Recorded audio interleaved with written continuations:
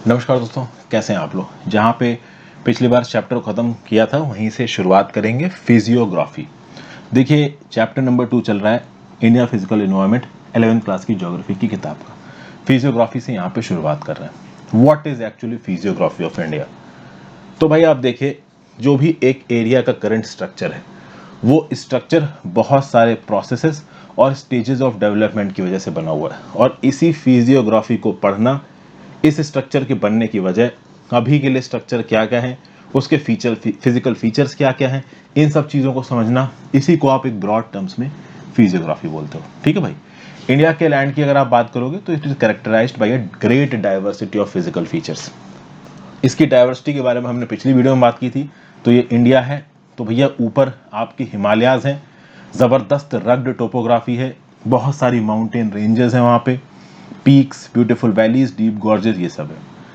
अगर आप साउथ में पेनिनसुलर प्लेट्यू की बात करते हो तो इन पेनिनसुलर प्लेट्यू में आपको एक स्टेबल लैंड मिल जाएगा। हालांकि इस स्टेबल लैंड में भी रिफ्ट वैलीज बनी है, फॉल्टिंग हुई है, ओवरऑल बहुत सारा वेस्टर्न लैंड टूट के ज़मीन के नीचे भी गया है, तो ये सब चीज़ें हुई हैं। बट फिर भी अगर आप नंबर ऑफ ईयर्स देख रहे हो इस लैंड के फॉर्मेशन के, तो उस हिसाब से फिर भी स्टेबल टेबल लैंड है। बहुत हाईली डिसेक्टेड प्लेट्यूज, डेन्यूटेड रॉक्स और डेवलप्ड सीरीज ऑफ स्कार्प्स हैं। और इन दोनों के बीच में यहाँ पड़ता है आपका नॉर्दर्न प्लेन, जिसको आप इंदस गंगा ब्रह्मपुत्रा प्लेन भी हम लोगों ने पिछली वीडियो में समझा था। क्लास 9th की ज्योग्राफी में भी इसको हम ऑलरेडी समझ चुके हैं। तो कुल मिला के इन माइक्रो वेरिएशंस के आधार पे, actually macro not micro, macro variations है, इनके आधार पे आप देखोगे कि इंडिया का जो फिजियोग्राफिक डिवीजन निकल के आता है, क्या क्या निकल के आता है। पहला northern and north eastern mountains, दूसरा नॉर्दर्न प्लेन्स, तीसरा peninsular India, Indian desert, peninsular plateau, Indian desert, coastal plains, islands. यहाँ पे जो दूसरे देशों के हिस्से हैं, जैसे भूटान की बात कर लीजिए, आपका म्यांमार की बात कर लीजिए, चाइना की बात कर लीजिए, नेपाल की बात कर लीजिए, पाकिस्तान की बात कर लीजिए, तो इनके सारे हिस्सों को हम लोग स्किप कर देंगे, क्योंकि जो इंडियन सब कॉन्टिनेंट इसमें नेपाल, भूटान, इंडिया, पाकिस्तान सब आता है। और जस्ट अगर आप हमारे अरुणाचल के नॉर्थ में चले जाओ तो थोड़ा तिब्बत शुरू हो जाता है। तो बाहर की कंट्रीज को छोड़ के केवल 18 कंट्रीज के जो फीचर्स हैं उनके बारे में यहाँ पे हम लोग समझेंगे। तो ओवरऑल अगर आप देखो मैप को, यहाँ तो क्या मैंने बहुत सारे पासेस दिखा रखे हैं, मैं आपको एक दूसरे फिगर में दिखाता हूँ। इस पर्टिकुलर फिगर में देखिए यहाँ पे, तो अगर आप इस पर्टिकुलर फिगर को देखते हो, मैं इसको थोड़ा जूम आउट कर देता हूँ।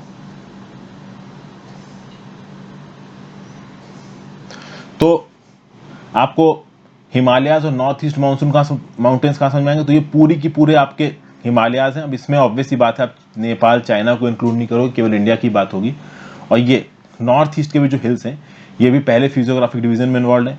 फिर आपका नॉर्दर्न प्लेन वाला हिस्सा, नॉर्दर्न प्लेन वाले हिस्से में ग्रेट इंडियन डिजर्ट को आप अलग मानो, उसको नॉर्दर्न प्लेन में इंक्लूड मत करो, तो ग्रेट इंडियन डिजर्ट अपना अलग है। ठीक है। उसके बाद यहाँ पे अगर आप देखोगे तो इधर आपको वेस्टर्न कोस्टल प्लेन्स दिख जाएंगे, इधर आपको ईस्टर्न कोस्टल प्लेन्स दिख जाएंगे।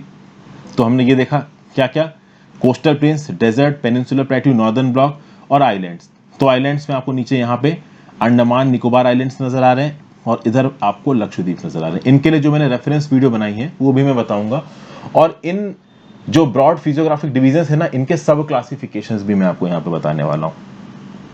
तो सबसे पहले शुरुआत करते हैं किससे, नॉर्थ और नॉर्थ ईस्टर्न माउंटेन से।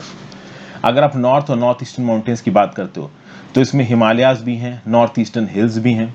नॉर्थ ईस्टर्न हिल्स मैंने आपको पिछली वीडियो में भी दिखाए थे, यहाँ पे भी दिखाऊंगा। तो हिमालयाज में series of parallel mountain ranges आपको मिल जाएंगी। इसमें से कुछ इंपॉर्टेंट माउंटेन रेंजेस कौन सी हैं, तो एक है ग्रेट हिमालयन रेंज, जिसमें आपके ग्रेट हिमालयाज आते हैं और शिवालिक्स आते हैं। ये ग्रेट हिमालय शिवालिक्स में अभी आपको दिखाता हूँ। इनका जो जनरल ओरिएंटेशन है वो कैसा है, north west to south east direction in the north western part of India. तो हिमालयाज के नॉर्थ वेस्टर्न पार्ट्स में जो जनरल ओरिएंटेशन है हिमालयाज का, वो आपका north west to south east है। इसके सब क्लासिफिकेशन को भी अभी के लिए समझते हैं। पहले मैं आपको फिगर दिखाता हूँ, आप इस पर्टिकुलर फिगर को देखो। वैसे तो अगर मैं north western part of Himalayas की बात करूं तो हिमालय तो पूरा यहां से लेके यहां तक फैला हुआ, ठीक है। इसमें जो नॉर्थ वेस्टर्न पार्ट है वो ये है आपका। अब इस नॉर्थ वेस्टर्न पार्ट में जो हिमालयस का ओरिएंटेशन है वो कुछ ऐसा है, कुछ ऐसा।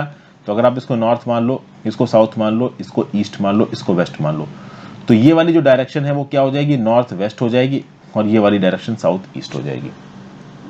तो क्या लिखा है, तो general orientation of this ranges is from north west to south east. तो ये अगर नॉर्थ वेस्ट है, ये साउथ ईस्ट है, तो हिमालय कुछ ऐसे जा रहे हैं, ठीक है, हिमालय कुछ ऐसे जा रहे हैं। कुछ माउंटेन रेंजेस देखें यहाँ पे, तो सबसे ऊपर आपको काराकोरम माउंटेन रेंज दिख रही है इंडिया में, दूसरे नंबर पे आपको लद्दाख रेंज दिख रही है, तीसरे नंबर पे आपको जास्कर रेंज दिख रही है, सबसे ऊपर काराकम, फिर लद्दाख, फिर जास्कर, फिर आपको यहाँ पे ग्रेट हिमालयस दिख रहे हैं, ठीक है, फिर आपको ग्रेट हिमालयस दिख रहे हैं। ग्रेट हिमालयस के और साउथ में चले जाएंगे तो शिवालिक रेंज दिख रही है, और ग्रेट हिमालयस और शिवालिक के बीच में भी आपको एक रेंज दिख रही है माउंटेन्स की, हालांकि इसमें बहुत सारे गैप्स हैं। ये जो 20 वाली रेंज है इसको आप मिडिल हिमालयस बोलते हो या कभी कभी लेसर हिमालयस बोलते हो। अब जब इसकी बात कर ही रहे हैं, आगे इसमें माउंटेन पासेस भी आएंगे। तो हिमालयन रेंजेस में व्हाट इज ग्रेटर हिमालयस जिसको आप इनर हिमालयस बोलते हो, व्हाट इज मिडिल हिमालय जिसको आप लेसर हिमालयस बोलते हो, व्हाट आर शिवालिक्स, इसके ऊपर मैंने ऑलरेडी वीडियो बना रखी है, आपके सामने दिख रही है ये। तो अगर आप हिमालयस मेरे नाम के साथ सर्च मारेंगे तो भी ये वीडियो मिलेगी, और नीचे डिस्क्रिप्शन बॉक्स में मैं इसका लिंक भी छोड़ रहा हूँ, तो आप इस वीडियो को भी एक बार रेफर कर लीजिए। 14 मिनट की वीडियो है, ज़्यादा आपका समय नहीं जाएगा, ठीक है। और समय क्या है, देखिए पढ़ाई में तो आपको समय लगाना ही पड़ेगा। अगर आप यहाँ पे भी समय देखोगे और सोचोगे कि एक वीडियो में आपका कोर्स तैयार हो जाए, कहीं और जाने की जरूरत ना पड़े, तो यूपीएससी की तैयारी थोड़ी मुश्किल हो जाएगी, ठीक है। तो हमने देखा कि ओवरऑल हिमालयस के भी नॉर्थ वेस्टर्न पार्ट में, नॉर्थ वेस्टर्न पार्ट मतलब ये वाला जो पार्ट है, इसमें जो रेंज है, जो ओरिएंटेशन है हिमालय का, वो नॉर्थ वेस्ट से साउथ ईस्ट है, ठीक है भाई। अगर आप बात करो Himalayas in the Darjeeling and Sikkim region, they lie in an eastward, east west direction. तो दार्जिलिंग और सिक्किम हिमालयस में जो डायरेक्शन है वो ईस्ट वेस्ट है। तो ओवरऑल अगर आप यहाँ पे देखो तो इधर आपको सिक्किम नजर आ रहा है, इधर देखिए, दिस इज बेसिकली सिक्किम। अब यहाँ पे ये जो हिमालयस आपको दिख रहे हैं, ये ईस्ट टू वेस्ट है, तो ये ईस्ट, ये वेस्ट, तो ईस्ट वेस्ट मतलब सीधे सीधे ऐसे ओरिएंटेड है। हमने जो नॉर्थ वेस्टर्न पार्ट में हिमालय देखे थे वो ऐसे ओरिएंटेड थे, दार्जिलिंग और सिक्किम हिमालयस ऐसे हैं, सीधे ईस्ट वेस्ट इनकी ओरिएंटेशन है, ठीक है भाई। क्लियर हो गई, ओरिएंटेशन वाला पॉइंट्स आपको समझा रहा हूँ। And in Arunachal Pradesh they are from south west to north west direction. तो अरुणाचल प्रदेश में क्या है, तो ये बहुत सिंपल है, आपको ओवरऑल यहाँ पे हिमालयस ऐसे नजर आ रहे हैं, ऐसे, और यहाँ पे अरुणाचल प्रदेश में ऐसे नजर आ रहे हैं। तो डायरेक्शन कुछ ऐसा दिख रहा है, जब डायरेक्शन ऐसा दिख रहा है तो ये नॉर्थ है, ये साउथ है, ये ईस्ट है, ये वेस्ट है। तो साउथ वेस्ट से आपको नॉर्थ ईस्ट जाते नजर आ रहे हैं हिमालयस। साउथ कहाँ पे, अरुणाचल प्रदेश में, यही यहाँ पे लिखा हुआ है कि from south west to north west. ये नॉर्थ वेस्ट नहीं, एक्चुअली में नॉर्थ ईस्ट होना चाहिए, south west to north east जाते हुए दिख रहे हैं आपको अरुणाचल प्रदेश में हमारे हिमालयस। फिर अगर आप बात करो तो नागालैंड, मणिपुर और मिजोरम यहाँ पे नॉर्थ साउथ डायरेक्शन में चल रहे हैं। तो नागालैंड, मणिपुर और मिजोरम में एक बार आ जाते हैं, यहाँ पे हिमालयस देखते हैं। तो यहाँ पे कुछ दिख रहा है क्या आपको भाई, बिल्कुल आपको नीचे मीजो हिल्स दिख रहे हैं, नागा हिल्स दिख रहे हैं, पतकई बुम दिख रहा है। तो सिंपल दिख रहा है आपको यहाँ पे क्या ओरिएंटेशन है इनका, पतकई बुम सीधे खड़ा है ऐसे, यहाँ पे इधर देखिए, नागा हिल्स यहाँ पे सीधे खड़ा हुआ है ऐसे, नीचे देख लीजिए तो आपको मीजे हिल्स एकदम सीधे खड़े हुए हैं, तो ये ऐसे खड़े हुए हैं, तो नॉर्थ से साउथ जा रहे हैं। तो ओरिएंटेशन देखा हमने नॉर्थ ईस्ट में, फिर से आपको एक बार दिखा दे रहा हूं, ध्यान रखिएगा। नीचे मीजो हिल्स हैं, ये आपके लुशाई हिल्स भी कहे जाते थे, मिजोरम में है ये, नागालैंड में नागा हिल्स हैं, और अरुणाचल प्रदेश में आपका पतकई बुम है। इनका जो ओरिएंटेशन है वो नॉर्थ टू साउथ है, पहले भी दिखा रखा है, दोबारा रिपीट ही कर रहा हूं। फिर बात करते हैं the approximate length of great Himalayan range, also known as central exchange ranges, 2500 kilometre from east to west. जो सबसे लंबी रेंज है, ऑलमोस्ट इसमें हिमालय बहुत ज्यादा कंटिन्यूस है, बीच में तो बहुत जगहों पे टूटे ही हैं, ठीक है, जहां से नदियां निकल रही हैं वहां पे टूटे हुए हैं, बट फिर भी काफी कंटिन्यूस है ये ग्रेट हिमालयन रेंज। ये 2500 किलोमीटर लंबी है फ्रॉम ईस्ट टू वेस्ट। कुछ जगहों पे आप कह सकते हो कि जो इसकी चौड़ाई है वो 160 किलोमीटर से 400 किलोमीटर के बीच में वेरी करती है टू द नॉर्थ साउथ। तो अगर मान लीजिए ये है आपकी ग्रेट हिमालयन रेंज, तो जो चौड़ाई है कहीं कहीं पे 160 किलोमीटर है, कहीं कहीं पे 140 किलोमीटर है। जैसे कि इस पर्टिकुलर फिगर में आपको ग्रेट हिमालयन रेंज कहाँ नजर आ रही है, तो यहां से शुरुआत करिए, ये आपकी जहां पे मैं चला रहा हूं ना नीले रंग का कर्सर, ये पूरी की पूरी आपको ग्रेट हिमालयन रेंज नजर आ रही है। नेपाल से भी क्रॉस होती है, सिक्किम के बाद आपकी भूटान से भी निकलती है, फिर अरुणाचल प्रदेश जाती है। तो इतनी लंबी है आपकी ग्रेट हिमालयन रेंज। इसकी जो चौड़ाई है वो 160 किलोमीटर से 400 किलोमीटर, ये हमने देख लिया, ठीक है भाई।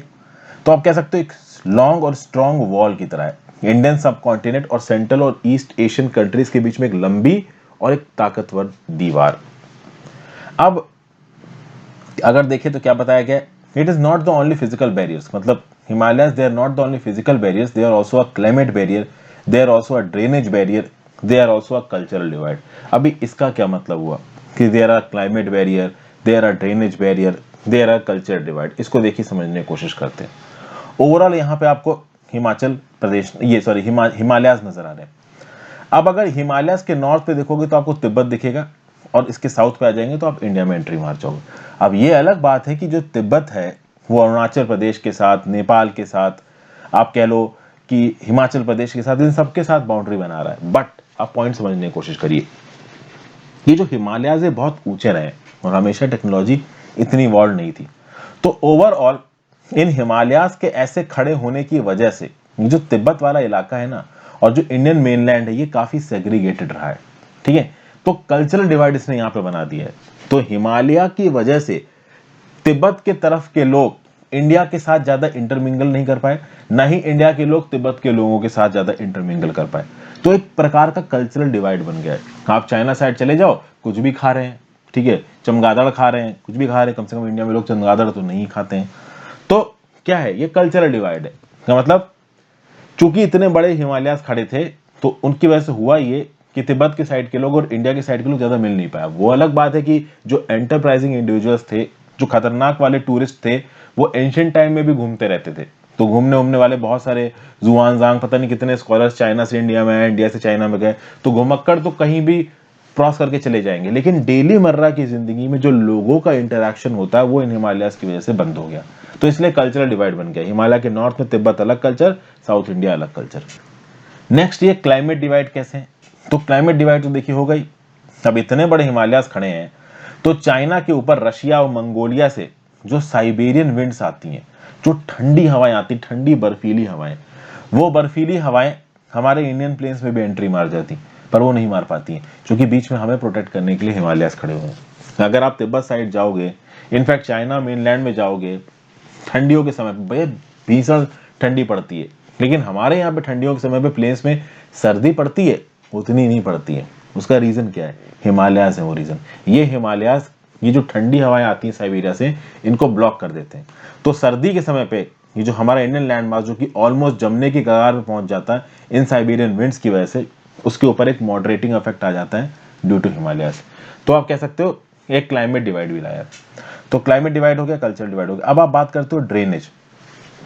तो भाई ड्रेनेज में किस प्रकार से ये बैरियर है? तो वैसे तो देखा जाए तो ओवरऑल अगर आप हिमालयास को देखो तो यहां पे देखते हैं, यहां पे अलग अलग डायरेक्शंस में विंड निकलती रहती है। जैसे फॉर एग्जांपल, अब बहुत सारी यहां पे ज्यादातर जो नदियां हैं वो निकल रही हैं तिब्बत से। कुछ नदियां हमारे इंडिया से भी निकल रही हैं, बहुत सारी तिब्बत से निकल रही हैं। वो तिब्बत से निकली, शिपकी के पास से सतलज एंट्री मारी, आगे जाके इंदस से मिल गई। इंदस खुद तिब्बत से शुरू हुई और बाद में पाकिस्तान में एंट्री मार गई। ठीक है, झेलम भले ही इंडिया से निकली हो, रावी भी सतलज भले ही इंडिया से निकली हो, सॉरी सतलज तो आपकी तिब्बत से निकली, मैंने बताया। तो ओवरऑल ये जो नदियां हैं ये कहाँ जा रही हैं? पाकिस्तान में एंट्री मार रही हैं। फिर कुछ नदियां इंडिया की हैं, जैसे गंगा हो गई, ओके, यमुना हो गई, ये तो भाई आपकी हिमालय से निकल के इंडियन लैंड मास में जा रही हैं। और कुछ नदियां तिब्बत की ऐसी हैं जो कि चाइना की तरफ बहने लगती हैं। अगर आप ईस्टर्न हिमालय देखोगे तो कुछ नदियां ऐसी हैं कि अरुणाचल के इलाके से म्यांमार में एंट्री मारती है। एक ऐसी नदी का नाम बताइए जो कि आपकी अरुणाचल प्रदेश के इलाके से म्यांमार में एंट्री मारती है, हालांकि आगे अभी वीडियो में आएगा। तो आप क्या देख रहे हो कि हिमालयाज इतने बड़े हैं, इतने कॉम्प्लेक्स हैं कि इनमें से हर डायरेक्शन में आपकी नदियां निकल रही हैं। तो एक प्रकार का वाटर डिवाइड बना हुआ है। ये हिमालय की ओरिएंटेशन की वजह से ही है कि कुछ नदियां किसी डायरेक्शन में जा रही हैं, कुछ नदियां किसी डायरेक्शन में जा रही हैं, कुछ किसी डायरेक्शन में जा रही हैं। तो एक प्रकार का वाटर डिवाइड भी यहाँ पे बना रही है। तो इन्हीं हिमालयाज की वजह से ये जो इंदस का पानी है वो ओवरऑल साउथ में नहीं आ पाया, वो एक डायरेक्शन में फ्लो कर रहा है। तो जिस प्रकार से हिमालयाज का एवोल्यूशन हुआ और जिस प्रकार से जिस जियोलॉजिकल पैटर्न में नदियां बही, उसी पैटर्न में बह रही हैं। और ये पैटर्न काफी हद तक हिमालय से इंपैक्ट हुआ है। ठीक है, तो आप कह सकते हो कि ड्रेनेज डिवाइड भी यहाँ पे हो गया। वाटर बॉडी किस तरफ पे बहेगी, कैसे बहेगी, ये भी किस बात पे डिपेंड करने लगा है? तो ये डिपेंड करने लगा है आपके हिमालयाज के ओरिएंटेशन पे। Got it? आगे चलते हैं। Can you identify the impact of Himalayas on the Jio environment of countries of south Asia? Himalaya का क्या इम्पैक्ट है जियो एनवायरमेंट ऑफ, देखिए साउथ एशिया में एक तो हम ही आते हैं, ठीक है ना। तो इंडिया हो गया आपका, पाकिस्तान हो गया। तो इंडिया पाकिस्तान में जैसा कि मैंने बताया, जो बर्फीली हवाइयाँ हैं साइबेरिया की, उनकी जो ठंड है वो यहाँ तक नहीं पहुँचती है। साउथ एशिया की जो सबसे बड़ी नदी है साउथ ईस्ट एशिया में, थोड़ा चले जाओ जो म्यांमार में बहती, इरावदी नदी। इरावदी नदी की कुछ ट्रिब्यूटरीज आपकी ये हिमालय से निकलती हैं, समझ गए। तो इस प्रकार के आप कह सकते हो बहुत सारे क्लाइमेटिक फैक्टर्स हिमालयास के जो आसपास की कंट्रीज को इम्पैक्ट करते हैं। फिर अगर आप देखो तो हिमालयास के अंदर भी कुछ लार्ज स्केल वेरिएशंस हैं, अलाइनमेंट ऑफ रेंजेस के हिसाब से, जियोमॉर्फोलॉजिकल फीचर्स के हिसाब से। कौन कौन से हैं? तो कश्मीर और नॉर्थ वेस्टर्न हिमालयास, फिर हिमाचल और उत्तराखंड हिमालयास, दार्जिलिंग और सिक्किम हिमालयास, अरुणाचल हिमालयास, ईस्टर्न हिमालयास। एक एक करके इन सबको समझते हैं। सबसे पहले शुरू करते हैं Kashmir and north western Himalayas से। तो what is this Kashmir and north western Himalayas? It comprises series of ranges such as Karakoram, Ladakh, Zanskar, Pir Panjal. Karakoram, Ladakh, Zanskar, Pir Panjal, ये सब कश्मीर नॉर्थ वेस्टर्न हिमालयास में आ रहे हैं। तो यहाँ पे आपको दिख रहा है काराकोरम, यहाँ दिख रहा है लद्दाख, यहाँ दिख रहा है जांस्कर, और इसके बगल में ही आपका पीर पंजाल है। जैसे इस पर्टिकुलर फिगर में देखो, यहाँ पे लद्दाख रेंज है, यहाँ पे जांस्कर रेंज है, इधर ग्रेट हिमालय रेंज चली जा रही है। जस्ट ग्रेट हिमालय रेंज के साउथ में आपको धौलाधर दिख रही है, लेकिन अगर धौलाधर के बिल्कुल वेस्ट में देखोगे तो यहाँ पे आपको पीर पांचाल रेंज दिख रही है। ठीक है, यहाँ पे आपको पीर पांचाल रेंज दिख रही है। Got it? और शिवालिक तो आपको दिख रहे हैं। अच्छा, ग्रेट हिमालयस और शिवालिक के बीच में आपके मिडिल हिमालयस भी हैं, ये भी याद रखिएगा। ठीक है, आगे इन सब चीजों को देखेंगे ढंग से। तो आप देखोगे जो नॉर्थ ईस्टर्न पार्ट है आपका कश्मीर हिमालयस का, it is a cold desert which lies between the great Himalayas and Karakoram ranges. एक बार थ्योरी पढ़ देता हूँ फिर सब ढंग से समझाता हूँ। Between the great Himalayas and the Pir Panjal range lies the famous valley of Kashmir and the Dal lake. Important glaciers are this. सबसे पहले तो आप ये समझिए कि बाउंड्री क्या है यहाँ पे। What is the boundary of Kashmir and north western Himalayas, इसको समझना पड़ेगा। अब इसको समझने के लिए हम देखते हैं कि हिमाचल और उत्तराखंड हिमालयस की क्या बाउंड्री है। हिमाचल और उत्तराखंड हिमालय पड़ते हैं रावी और काली के बीच में, रावी नदी और काली नदी के बीच में। तो इधर आ जाते हैं। अगर आप यहां पहुंचो, एक मिनट, एनसीईआरटी वाला नक्शा ही देखते हैं, उससे थोड़ा क्लियर हो जाएगा। रावी नदी और काली नदी, अब यहां पे देखो, ये आपको रावी नदी नजर आ रही है, ये रही। अब अगर ये जो रावी नदी है और काली नदी कहां है, तो काली नदी है इंडिया नेपाल के बॉर्डर पे, यहां कहीं बहती है काली नदी। तो जो रावी नदी और काली नदी के बीच का ये जो पर्टिकुलर इलाका है, ये जो पर्टिकुलर इलाका है इंडिया का, कह लीजिए, मैंने तिब्बत तक खींच दिया, तो ये जो पर्टिकुलर इलाका है इंडिया का, इसको आप क्या बोलते हो? इसको आप बोलते हो हिमाचल एंड उत्तराखंड हिमालयस। वो हिमालयस जो हिमाचल प्रदेश में आते हैं, उत्तराखंड में आते हैं।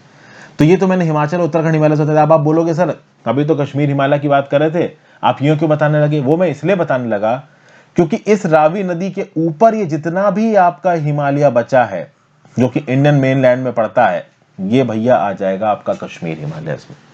तो ये पूरा का पूरा इलाका, इसको अगर मैं एक अलग कलर में पॉइंट आउट करूं तो ये जो पूरा का पूरा इलाका है, ये आपका कहां पे आ जाएगा? ये कश्मीर हिमालयस में आ जाएगा। मतलब रावी नदी के ईस्ट से लेके काली नदी के वेस्ट के बीच में अगर उत्तराखंड और हिमाचल हिमालय है, तो उससे पहले कश्मीर में पड़ने वाला जितना भी हिमालय था वो आपका कश्मीर हिमालय हो जाएगा। आई होप आप मेरा पॉइंट समझ पा रहे हो। बहुत डिटेल में मैं फिगर के थ्रू ही आपको समझा रहा हूं, तो आई होप आपको समझ में आ रहा होगा। अब आ जाते हैं थ्योरी पे। तो आपको ये पता चल गया कि कश्मीर और नॉर्थ वेस्टर्न हिमालयस की जो एक्सटेंट है वो क्या है। अब क्या बताया जा रहा है? The north eastern part of Kashmir Himalaya is a cold desert which lies between Great Himalayan and the Karakoram ranges। देख लेते हैं। तो ग्रेट हिमालय और काराकोरम रेंजेस में के बीच में जो नॉर्थ ईस्टर्न पार्ट है वो डेजर्ट है। तो ये ग्रेट हिमालय जा रहा है, ये काराकोरम रेंज जा रही है।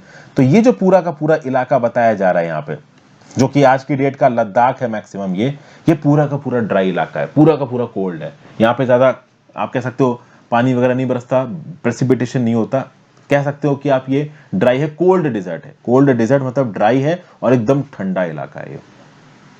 तो ये पॉइंट समझ में आ गया आपको। एक एक लाइन आपको समझानी है मेरे को। फिर आप देखोगे between the great Himalayas and the Pir Panjal range lies the world famous valley of Kashmir and the famous Dal lake. Great Himalayas और पीर पांजाल रेंज के बीच में पड़ता है आपका the world famous valley of Kashmir and Dal lake. अब भैया world famous valley of Kashmir और डल लेक तो देखना ही है भाई सबसे। अब आप तो वहां पे देखने जाते हो विजिट करके, तो यहां तो मैं आपको दिखाऊंगा ही। तो इधर दिख रहा है आपको पीर पांजाल रेंज, इधर दिख रहा है आपको ग्रेट हिमालयस, बीच में कहीं पे कश्मीर है। यहां तो ऐसे समझ में नहीं आ रहा है, मैप पे देखेंगे तो थोड़ा दिखेगा। इधर आपको ग्रेट हिमालय जाती दिख रही है, इधर आपको पीर पांजाल रेंज जाती हुई दिख रही है। ओके, तो कश्मीर कहाँ दिखा, अभी दिखाता हूं आपको। ये देखिए यहां पे आपको पीर पांजाल रेंज दिख रही है। पीर पांजाल रेंज का थोड़ा एक्सटेंशन मुझे अच्छा दिख रहा है, ठीक है, ये पीर पांजाल रेंज दिख रही है। इस पीर पांजाल रेंज के ऊपर यहां पे आपको श्रीनगर नजर आ रहा है। ओके, और यहीं इसी के ऊपर से आपकी ग्रेट हिमालयन रेंज आती है।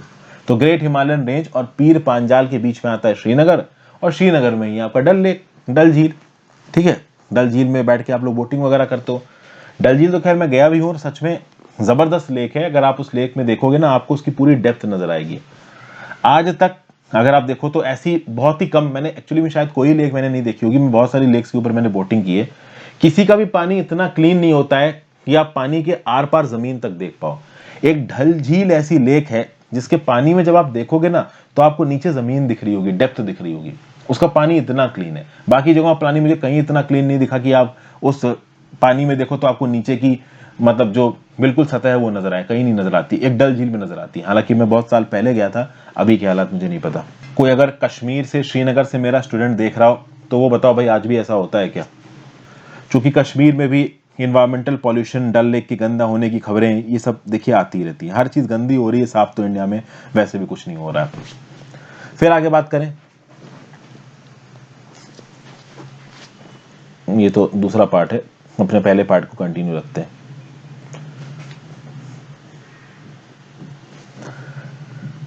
Important glaciers of South Asia, such as Baltoro and Siachen, are also found in this region. तो भैया बाल्तोरो ग्लेशियर और सियाचिन ग्लेशियर, ये इस पर्टिकुलर आप कह सकते हो हमारे कश्मीर हिमालय में पाए जाते हैं। वैसे सियाचिन ग्लेशियर का तो कंट्रोल हमारे पास है, अनफॉर्चुनेटली जो बाल्तोरो ग्लेशियर है ये पाकिस्तान ने इलीगली हमसे कब्जा कर रखा है, तो ये पाकिस्तान के कंट्रोल के अंदर है। गिलगित बल्तिस्तान प्रोविंस में ये जो बाल्तोरो ग्लेशियर है वो आपका पड़ता है। तो सियाचिन ग्लेशियर आपको इधर नजर आ जाएगा, क्या अगर आप देखें तो this is basically Siachen glacier, यहाँ आपको सियाचिन ग्लेशियर दिख रहा है, ठीक है भाई। दिस इज सियाचिन ग्लेशियर, यहाँ पे काराकोरम पास है, यहीं पे देपसांग प्लेस है जहाँ पे एलएसी पे बवाल कर रहा है चाइना। ये तो खैर मैं कई बार आपको बता ही चुका हूँ। और इससे अगर आप गिलगित बल्तिस्तान की तरफ एंट्री मारते हो, इससे अगर आप गिलगित बल्तिस्तान की तरफ एंट्री मारते हो तो ओवरऑल यहाँ सियाचिन है, तो सियाचिन से थोड़ा ऊपर यहाँ पे थोड़ा गलत दिखा रखा है, यहाँ पे कहीं पे आपको बाल्तोरो ग्लेशियर मिल जाएगा। अगर इसी पर्टिकुलर इमेज में मैं आपको दिखाऊं तो बाल्तोरो ग्लेशियर इज समवेयर हियर, तो यहाँ पे आपको बाल्तोरो ग्लेशियर मिल जाएगा, इधर आपका सियाचिन ग्लेशियर है। तो वैसे तो कश्मीर हिमालय का ऑफिशियल स्टैंड ये है कि जगह हमारे पास है, लेकिन एक्चुअली में हमारे कंट्रोल में नहीं है। फिर इन्हीं कश्मीर हिमालय ये किसके लिए फेमस है? करेवा फॉर्मेशन के लिए फेमस है। करेवाज आपने अक्सर कर आप कई बार सुन लिए होंगे। यहाँ पे जाफरान की खेती होती है जिसको आप बोलते हो केसर। केसर होते हैं ना, लाल रंग के छोटे छोटे सी दाने होते हैं, इनको बोला जाता है कि अगर आप दूध में मिला के पियो तो काफ़ी एनर्जेटिक होते हैं। ठंडी वाले इलाकों में केसर स्पेसिफिकली लोगों को खाने के लिए बोला जाता है। इट इज़ क्वाइट आप कह सकते हो हेल्दी। तो जो केसर की भी हार्वेस्टिंग होती है, केसर यहाँ उगाए जाते हैं। उसके बाद यहाँ पे देख सकते हैं लेडीज़ और छोटी छोटी बच्चियाँ यहाँ पे केसर के प्लांट की हार्वेस्टिंग कर रहे हैं। तो कश्मीर में करेवा फॉर्मेशंस में केसर हार्वेस्टिंग की जाती है। फिर यहाँ पे कुछ इंपॉर्टेंट पासेस भी पाए जाते हैं, जैसे कि Zojila pass on Great Himalayas, Banihal pass on Pir Panjal, Fotula on Zanskar, Khardungla on Ladakh range. तो एक एक करके देखते हैं। जोजिल्ला पास है आपका ग्रेट हिमालयस में, तो अगर आप देखो यहाँ पे तो जोजिल्ला पास आपको कहाँ नजर आ रहा है? तो ये नजर आ रहा है आपको जोजिल्ला पास। ये जोजिल्ला पास किसको जोड़ता है? ये जोजिल्ला पास कश्मीर को द्रास सेक्टर ऑफ लद्दाख से जोड़ता है। तो कश्मीर को द्रास सेक्टर ऑफ लद्दाख से जोड़ता है आपका ये जोजिल्ला पास। फिर आगे क्या बताया जा रहा है? नेक्स्ट बताया जा रहा है भाई Banihal pass on Pir Panjal range. तो ये जो पीर पंजाल पास आपको यहाँ नजर आ रहा है, ठीक है ना, पीर पंजाल रेंज में, और आप कह सकते हो कि कश्मीर वैली को साउदर्न प्लेन से जोड़ता है ये आपका पीर पंजाल पास। फिर अगर आप नेक्स्ट बात करो तो एक्चुअली एक मिनट, पीर पंजाल पास दिखा दिया मैंने आपको, मैं आपको बता बनिहाल पास के रहा था, सॉरी, ये जो बनिहाल पास है ये पीर पंजाल रेंज को साउदर्न प्लेन्स के साथ जोड़ता है, ठीक है। मैंने पीर पंजाल पास दिखा दिया आपको, बट एक्चुअली मैं बनिहाल पास के बारे में बता रहा था। ये जो आपका बनिहाल पास है, ये बनिहाल पास आपका पीर पंजाल रेंज में। फिर नेक्स्ट बात करते हैं फोटूला पास के बारे में। ये जांस्कर रेंज में थोड़ा और नॉर्थ में। तो ये जो फोटूला पास है ये और नॉर्थ में, तो लद्दाख में जो लेह है और कारगिल सेक्टर, तो लेह और कारगिल सेक्टर को जोड़ता है आपका फोटूला पास। इसकी प्रॉपर इमेज नहीं दिख पा रही है, लेकिन जास्कर रेंज में, जास्कर रेंज मैंने आपको दिखा रखी है। तो जहां पे कारगिल और आपकी लेह डिस्ट्रिक्ट अलग हो रही है लद्दाख के अंदर, वहां पे है आपका फोटुला पास, और एक आपका खारदुंगला पास, ये लद्दाख रेंज में है। तो जब आप लद्दाख में जाओगे, अगर आपको 2 वैलीज विजिट करनी, जैसे श्योक वैली है और एक निग्रा वैली है, तो श्योक वैली और नुब्रा वैली अगर आपको विजिट करनी है, अगर आप लेह में हो और अगर आप श्योक वैली नुब्रा वैली जाना चाहते हो, तो आपको खारदुंगला क्रॉस करना पड़ेगा। ये जो बड़े बड़े बाइकर्स होते हैं, बड़े बड़े आपने व्लॉगर्स भी देखे होंगे जो यूट्यूब पे व्लॉग्स बनाते हैं, अक्सर कर वो अपनी बाइक लेके निकलते हैं हैवी हैंडेड बाइट्स पे पैनियर्स बांध के, और काफ़ी टहलते हैं, तो खारदुंगला क्रॉस करते हैं। हाईएस्ट मोटोरेबल रोड है यहाँ पे, ये बताया जाता है। तो जब भी मतलब एक मोटरसाइकिलिस्ट के लिए बोला जाता है कि खारदुंगला इज क्वाइट गुड, मतलब कि हाँ भाई बहुत बड़ा माउंटेन हमने चढ़ा लिया है, तो खारदुंगला क्रॉस करते हैं। और नुब्रा और श्योक वैली में जाना है तो आपको खारदुंगला पास करना पड़ेगा। फिर आप देखेंगे some of the fresh water lakes such as Dal lake and Wular lake and salt water lakes Pangong सोर तुसुमुरोरी, ये सॉल्ट वाटर लेक्स हैं। डल लेक और वूलर लेक ये फ्रेश वाटर लेक्स हैं, ये भी कश्मीर इलाके में मिलते हैं। ठीक है, नदियां कौन कौन सी हैं, तो इंदस नदी है, उसके साथ साथ उसकी ट्रिब्यूटरी है झेलम चेनाब। इंदस का पूरा बेसिन मैं आपको पहले दिखा चुका हूं, और आगे ड्रेनेज चैप्टर में आएगा तो मैं वहाँ पे वीडियोस का रेफरेंस भी दे दूंगा, ड्रेनेज चैप्टर में नदियों के बारे में बात होगी। फिर कश्मीर और north western Himalayas they are known for the scenic beauty and picturesque landscape, ये तो खैर आपको बताने की जरूरत ही नहीं है। कश्मीर के नाम ही से आपके दिमाग में एक चीज आती है, क्या खूबसूरत जगह होगी, घूमने चलो, तो उसका लैंडस्केप देखने में बहुत पिक्चर्स क्यों है, सुंदर है, ये तो हमको देखिए पता ही है। और इसके चलते बहुत सारे एडवेंचर टूरिस्ट यहाँ पे आते हैं, केवल एडवेंचर टूरिस्ट नहीं, नॉर्मल भी लोग घूमने के लिए वहाँ पे जाते हैं। और लोग धार्मिक चीज़ों के लिए भी जाते हैं, तो वैष्णो देवी की यात्रा, अमरनाथ यात्रा, चरार शरीफ की यात्रा, ये सब आपकी कश्मीर हिमालयस में ही होती है। जम्मू एंड कश्मीर की कैपिटल सिटी क्या है, तो भाई union territory Jammu and Kashmir की कैपिटल सिटी है श्रीनगर, झेलम नदी के किनारे है। और डल लेक है, उसमें जो पानी है वो झेलम नदी से ही आता है।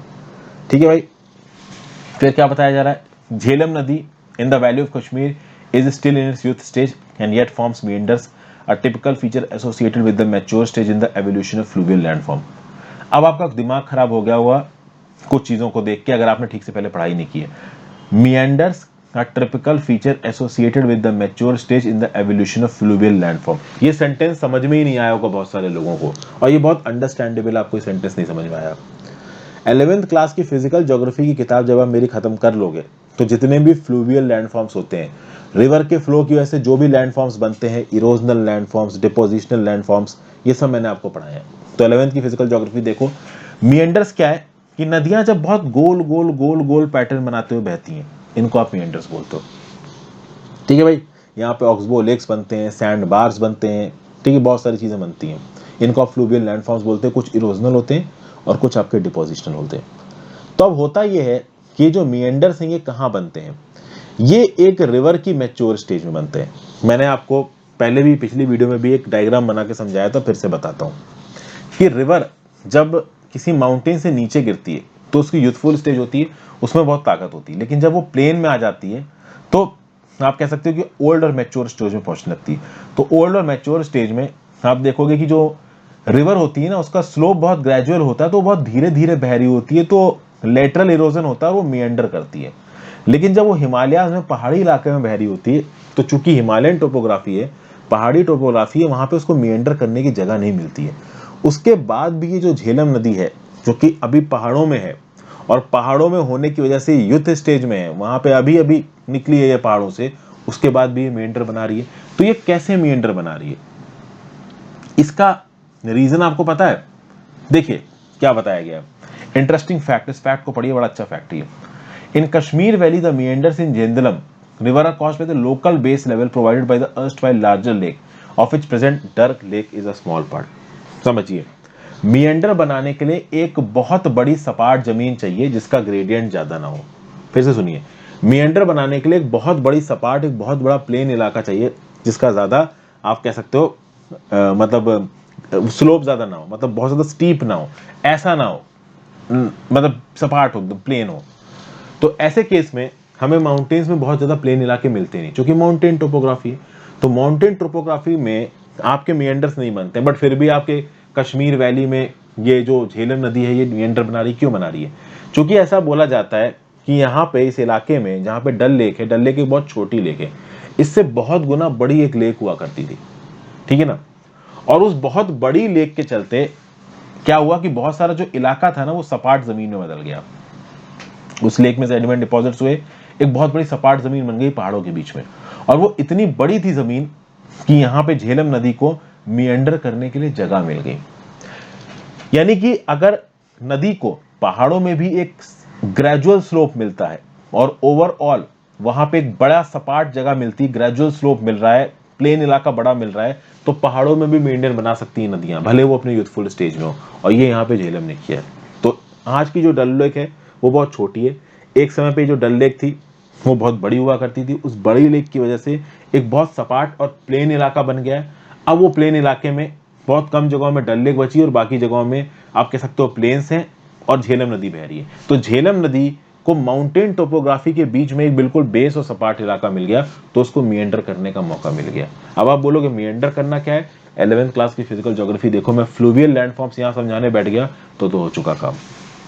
जो चीज मैं दूसरी जगहों पे बता चुका हूं उसको मैं रेफरेंस दे दूंगा, यहां नहीं पढ़ा सकता, बहुत समय लग जाएगा एक्स्ट्रा। फिर क्या बताया जा रहा है? The southern most part of the region consist of longitudinal valleys called duns, Jammu Dun and Pathankot Dun. और देखिए आपका वैसे तो उत्तराखंड में बनता है देहरादून दून। अब जैसे कि फॉर एग्जांपल ये दो पहाड़ हैं,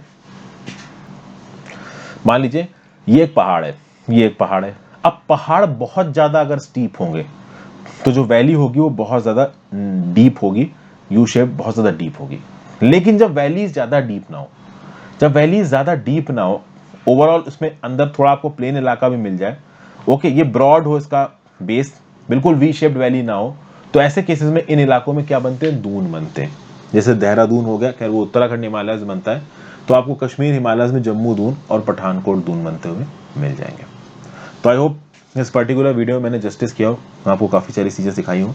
अगले वीडियो में हिमाचल और उत्तराखंड हिमालय के साथ साथ हम कोशिश करेंगे कि दार्जिलिंग सिक्किम हिमालयस और अरुणाचल हिमालयस और ईस्टर्न हिल्स और माउंटेन्स ये सब खत्म कर दें। कोशिश तो यही रहेगी, अगर ये खत्म हो गया तो उसके बाद एक वीडियो और लगेगी और ये पूरा चैप्टर यहाँ पे हमें लगता है खत्म हो जाएगा। Thank you for watching friends, have a great day. ज़्यादा से ज़्यादा लोगों के साथ वीडियो को शेयर करिएगा, और चूंकि वीडियोस बनाने में काफ़ी एफर्ट लगता है तो आप सबसे रिक्वेस्ट है, हो सके तो ज्वाइन बटन दबा के मदद करें। Have a great day friends, good bye. अगर आप लगातार नहीं दबा सकते तो एक महीने के लिए भी ज्वाइन करेंगे, उससे मुझे काफ़ी मदद मिल जाएगी, क्योंकि सारे lectures free of cost available हैं। दैट्स वाई मैं अपने यूजर्स को बोलता हूँ कि ज्वाइन बटन दबा के कंट्रीब्यूट करें। Have a great day friends, good bye, take care.